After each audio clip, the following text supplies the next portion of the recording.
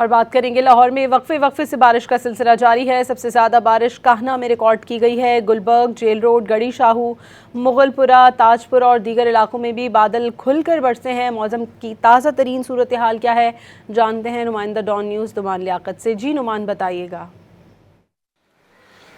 लेकिन यह छुट्टी का रोज है और लाहौरियों ने जब आंख खोली है तो बारिश की बरसती बूंदों ने इनका इस्तकबाल किया है। शहर के अंदर चूंकि गर्मी और हब्स की शिद्दत बहुत ज़्यादा थी, लोग दुआएं कर रहे थे कि बारिश हो, मौसम में बेहतरी आए, और इनकी दुआएं रंग ले आई हैं। शहर के अंदर अल सुबह से मुख्तलिफ इलाकों में कहीं तेज़ तो कहीं हल्की बारिश का सिलसिला जारी है। मौसम में काफ़ी हद तक बेहतरी भी आई है और अब तक लाहौर के अंदर वसा हुकाम की जानिब से ये बताया गया है कि 30 मिलीमीटर बारिश रिकॉर्ड की गई है और सबसे ज़्यादा बारिश कान्हा के अतराफ रिकॉर्ड की गई है।